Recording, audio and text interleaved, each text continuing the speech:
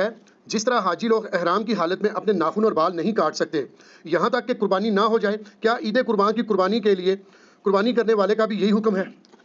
ہاں جی، اس درجے میں تو نہیں ہے جو احرام کی پابندیاں ہیں۔ احرام کی پابندیوں میں تو آپ میاں بیوی کا جو تعلق ہے وہ بھی قائم نہیں کر سکتے، اور نہ تو ضروری بال، نہ غیر ضروری بال، نہ ناخن یا مونچھوں کو تراشنا، کچھ بھی نہیں کر سکتے جتنے دن آپ نے احرام پہنا ہوا ہے۔ حج تمتع میں تو وہ چند دن کی پابندی ہے، لیکن حج قران کے اندر تو ایک لانگ پیریڈ آف ٹائم ہے، مشکل وقت ہوتا ہے۔ ایک چیز کا آپ نے دھیان رکھنا ہے اس میں، تو اس میں آپ نے یعنی ایون زور سے داڑھی کا خلال بھی نہیں کرنا کہ جس سے بال ٹوٹ جائیں گے۔ تو یہ نہیں کہ دم واجب ہو جائے گا، دم واجب ہوتا ہے جب بہت زیادہ کوئی بال ریموو کر دے سر کے یا داڑھی کے، وہ کھاڑ دے۔ تو حاجی کے لیے تو یہ ریسٹرکشن ہے احرام کی حالت میں، اور یہ فرض کے درجے کے اندر ہے، اس کی احرام کی پابندیوں کا حصہ ہے۔ رہے عام عید قربان والے، تو اس کے بارے میں صحیح مسلم میں اوپر تلے کئی احادیث ہیں کہ نبی علیہ السلام نے فرمایا کہ جس کا قربانی کا ارادہ ہو اور ذوالحجہ کا چاند نظر آ جائے، اس وقت سے لے کے اس کا جانور قربان ہونے تک وہ اپنے جسم اور کھال سے کوئی چیز ریموو نہیں کر سکتا۔ اور مسلم شریف میں آگے حدیث میں پھر آپ علیہ السلام نے اس کو بریف کیا ہے کہ کھال سے ریموو کرنے سے مراد بال ہیں، جسم سے ریموو کرنے سے مراد ناخن ہے۔ نہ مونچھیں پست ہو سکتی ہیں، نہ شیو کوئی کر سکتا ہے، نہ داڑھی چھوٹی کروا سکتا ہے، نہ زیر ناف بالوں کو صاف کیا جا سکتا ہے۔ یہ ساری پابندیاں آپ نے کرنی، یہ سنت ہے۔ غیر حاجی کے لیے واجب نہیں، سنت ہے، اور وہ بھی اس کے لیے جو قربانی کر رہا ہے۔ تو ظاہر قربانی جب وہ کر رہا ہے پورے گھر کی طرف سے، تو پورے گھر میں جتنے بالغ ہیں ان کو یہ پابندی سے گزرنا پڑے گا، ان کو یہ پابندی کرنی ہوگی۔ اس لیے آپ دیکھتے ہیں کہ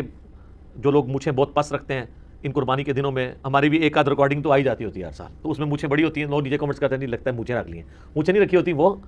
اس کی وجہ سے بڑی ہو جاتی ہیں۔ تو نبی علیہ السلام نے اس کو مشروع فرمایا،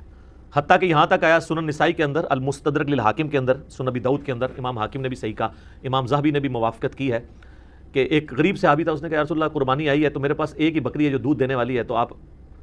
اگر مجھے اجازت دیں تو میں اللہ کی راہ میں قربان کر دوں۔ اب وہ اتنا غریب تھا کہ اس کا سورس آف انکم بھی وہی بکری تھی، تو حضور علیہ السلام نے کہا کہ نہیں، اس کو قربان نہ کرو۔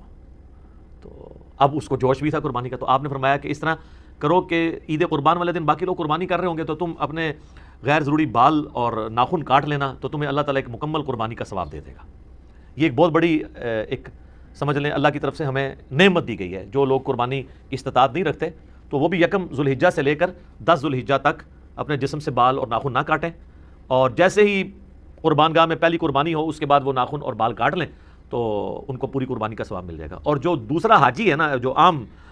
قربان کرنے والا ہے، اس کا جب تک اپنا جانور قربان نہیں ہوتا وہ اپنے بال ریموو نہیں کر سکتا۔ اسی طریقے سے حاجی بھی جب تک وہ اپنا جانور قربان نہیں کرتا وہ اپنے جسم کے بالوں کو اور ناخنوں کو نہیں کاٹ سکتا۔ تو یہ یعنی اس اعتبار سے پابندی سنت کے درجے میں ہے۔ عام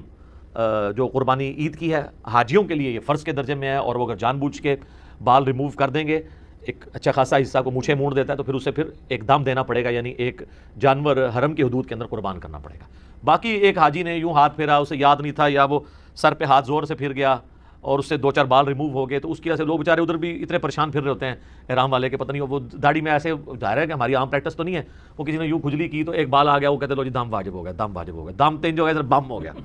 ہوتے تو دم بم بھی ہے نا، ظاہر ہے ایک بکرا دینا پڑ جائے گا۔ تو یہ دم بم اس کے لیے بنے گا جس نے یعنی مونچھیں پوری ریموو کر دیں، یا سر کے اچھے خاصے بال شیو آف کر دیے، یا مشین پروا دی، یا آدھی داڑھی مونڈ دی، یا خط کروا لیا، اس کے لیے۔ یہ جو 2-4 بال ہیں وضو کے دوران نکل گئے یا ویسے ہو گئے تو اس پہ کوئی اس طریقے کا نہیں ہے، اس کو تو نبی علیہ السلام نے کہا کہ وہ عام چھوٹا موٹا صدقہ اور خیرات کر لے تو کافی ہو جائے گا۔ ٹھیک ہو گیا جی؟